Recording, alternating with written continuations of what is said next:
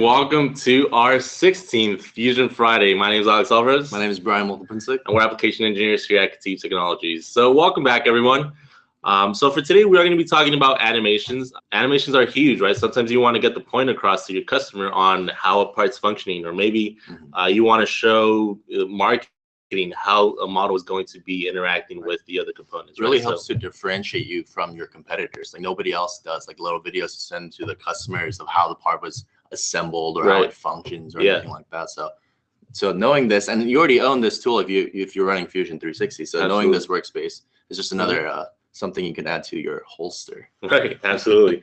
So before we do get started, guys, keep in mind that we here at KETIV empower today's manufacturers and innovators for a better tomorrow, right? So we really believe that knowledge should be shared, which is why we do these bi-weekly webinars, right? So by the end of the webinar, you are going to get a survey. We want to make sure that we're creating content that's relevant to you guys and to your everyday workflow. So stay tuned till the end. Make sure you fill in those surveys, and we want to hear from you, right? Give us some feedback on what we can improve on and some future topics. Right. So with that, I'll go ahead and pass it over to Brian and get it going. Great, thanks, Alex. So why animation? Just like we were talking about in the beginning, I have two good reasons for you guys. One is because it displays your level of knowledge. It also gives the person seeing this animation a clear visualization of how the part works and how the part was put together. So for example, the functionalities is shown in animation, as well as when you explode it, you can see how it was put together. And when you put it back together, you implode it, I like to say. Then it's a picture is worth 1,000 words, I like to say as well. Like if you see a document from IKEA of how to put your piece of furniture together, it can only tell you so much. But if you animate it, it speaks for itself. Regular pictures are old. Now we're going to go to videos. So the purpose and goals of today's webinar is two things: show you how to animate it so you can show the functionality of your assembly, as well as how to show how your model is put together and how to put it back together.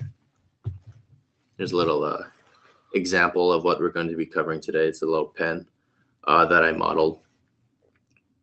Then here's the animation created by Fusion. Yeah, something to some goal to aim for right there.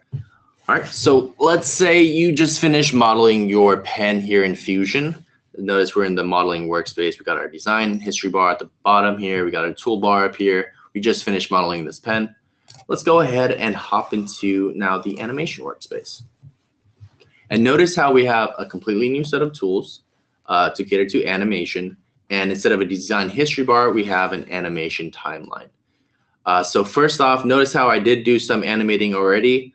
We're going to want to create a new, what we call storyboard, which is like a new timeline or like a fresh new design for this model. So we can do that either by going up here to storyboard and create a new storyboard, or we can do so by going down here to this plus symbol to add a new tab down below here in the animation timeline. So once I do that, I get the option to create a new storyboard from scratch, or I could start it from the end of the previous storyboard. But I'm going to go ahead and start this one from scratch. So now that we've created it from scratch, the timeline is completely empty, and now we can start creating the animation. So before we get started, let's go ahead and talk a little bit about the tools that we have access to here at the top. So first was the storyboard that we already created, and now we can take a look at. There is a transform components, which is kind of like a move command in Fusion 360 that we're going to use this tool a lot to individually move and pull apart our assembly here. We also have restore home, which brings our component back to its original position. And then we have three different explodes. We have an auto explode, which is for sub-assemblies. We have auto explode at all levels, which is for all the individual components. And then we have a manual explode, which is just like a transform component where you pull it apart one at a time. We also have a show hide feature, which pretty much turns on and off the different components, as well as appearance, which is the same as the appearance that you can find in the modeling workspace. We also have annotation, where you can call out different parts of the model and put a little text next to that. And then we have a view tool, which allows us to see the model in different perspectives. Like you can zoom in and capture that zoom, or you can zoom out and capture that zoom out as well. And then lastly, we have publish, which allows us to save it as in .avi file format. All right.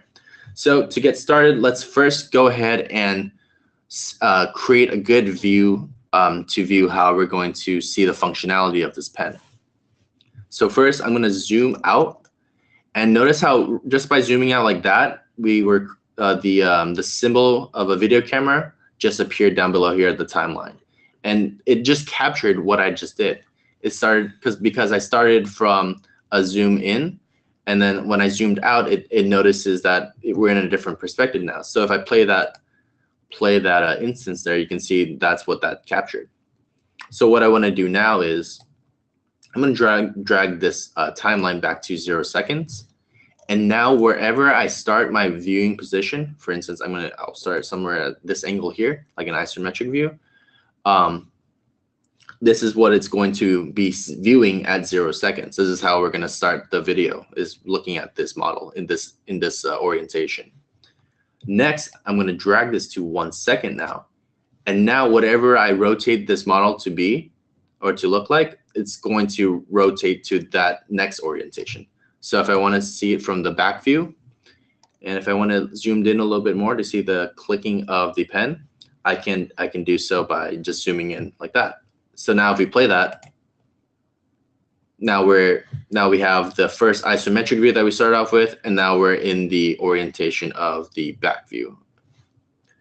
Also keep in mind, everything that's recorded once you hit publish here, it's going to be everything on the white screen here, as in everything at the top of this toolbar will be recorded in terms of just the background. This will all be a white blank space.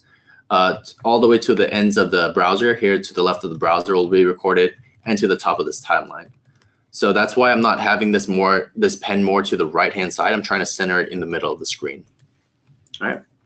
So now that we have it in position, let's go ahead and show the functionality of this pen by showing its clicking movements. So first off, I'm going to select the click cap and the ink tube that I want to be pushed when as if someone were pushing their thumb onto the top of this pen here. And then I'm going to hit transform components. And now this window pops up that allows me to specify how far, in what angle, and what orientation I want to move these components. So I can either drag it manually, or I can enter in a value. Now keep in mind that we do also have a component on the inside here that is that's a locking mechanism that also is supposed to rotate. However, since the viewer doesn't see that, we don't need to show it. So it saves us a step there of creating that animation.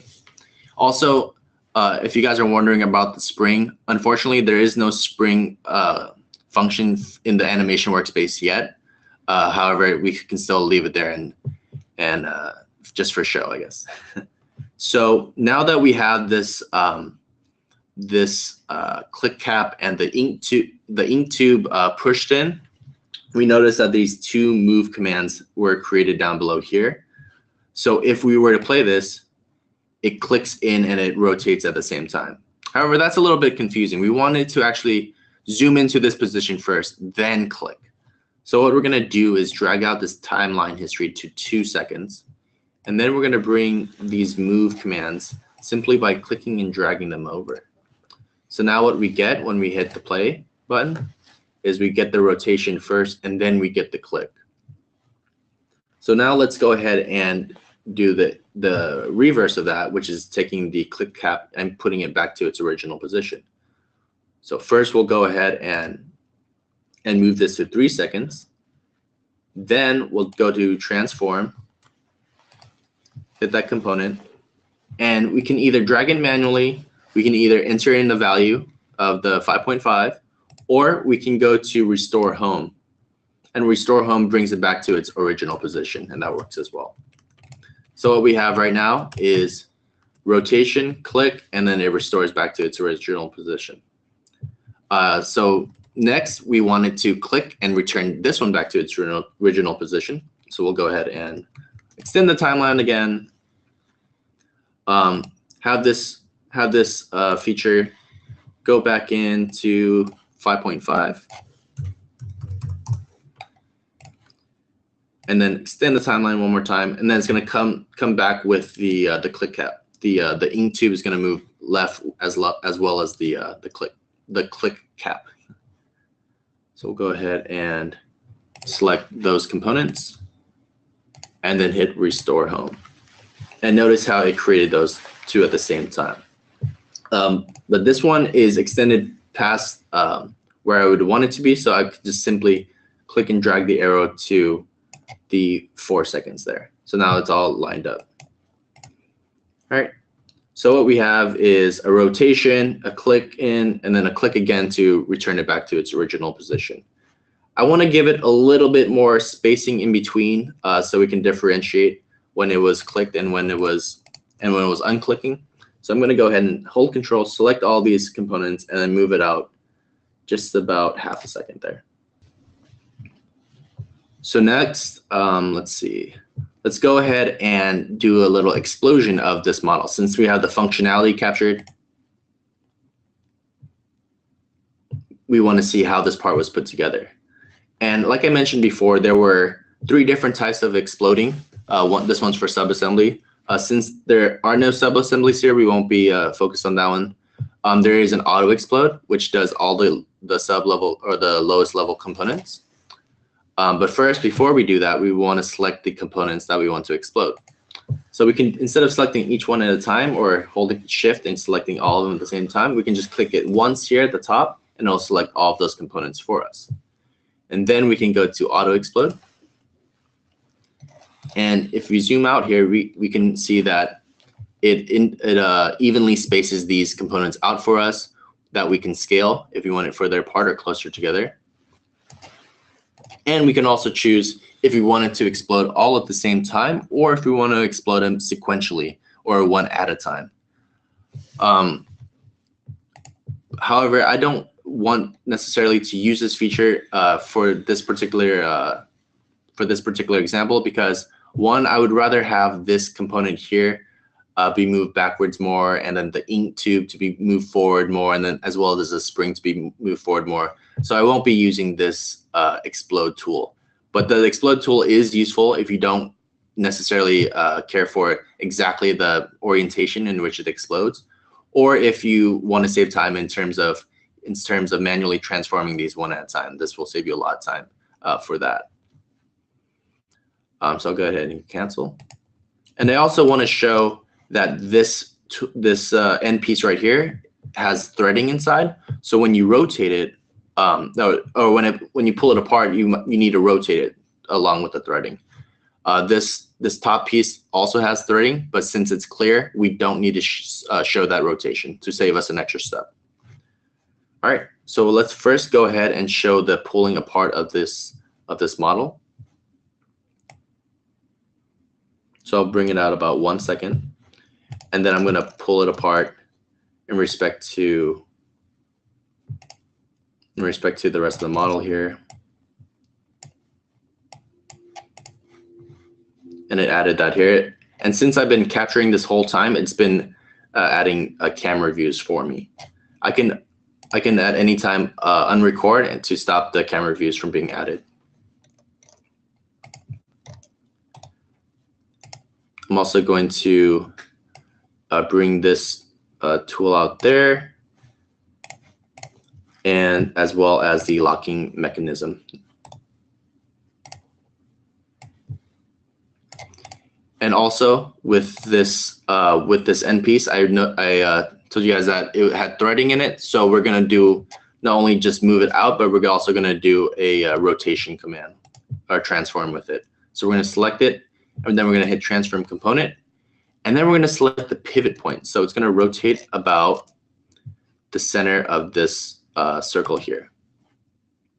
And then make sure to hit done when you're done setting the pivot.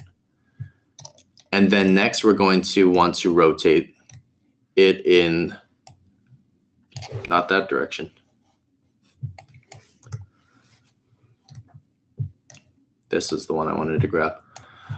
So I'm going to go ahead and rotate it 360 degrees, but I'm actually going to put 361 because if you try putting 360 degrees, it might consider that as 0 degrees as well. So we're going to go ahead and put 361 degrees for rotation. Now that we got the back side exploded, let's go ahead and explode the front side.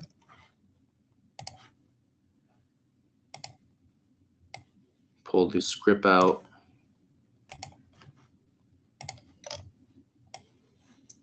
Top cap.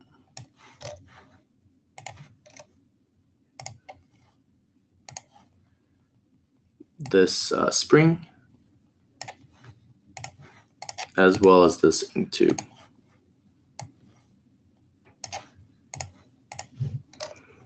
All right. And now we want to make sure the video is, the perspective is set accordingly. So I'm going to want to turn back on the view mode. And then I want to center it about in the middle so we can see this explosion correctly. I also want to make sure the initial setting is correct as well. We'll go ahead and play around with that in a bit. And I want to drag these movements forward so then they're not overlapping with the other movements as well. Okay, so let's go ahead and see a preview of what this is going to look like. Got the click in, we got the click out, and then we got the exploded assembly. And if you notice, this rotated as well as it pulled apart. So it kind of gives you an image of not only how it functions, I guess, but how it is disassembled. And technically this is supposed to rotate as well, but once again, you can't see the rotation since it's a clear object. All right. So now let's do a little extra here. Let's focus on one particular object in general, or in this model. Let's focus on this rubber grip. So if we zoom into that grip, let me go ahead and move this out 1 second first. Let's go ahead and zoom into this grip and create that video. And then what we can do now is isolate the other components, or isolate this component from the other components by turning them off. I'm going to go ahead and go here to isolate, right click and isolate this rubber grip. And what that did is as if I individually unclicked these light bulbs here, except for the rubber grip. And notice how they all disappeared. And in the timeline down below here, it created these light bulbs. And what these light bulbs indicate is that it instantly turns it off at that particular moment in time. But what we want to do is have it fade instead of instantly turn off. So what we can do is go to one of these light bulbs and pull it apart like that. And so this would, over the course of, looks like about a second, it's going to slowly hide the other components instead of instantly turning it off.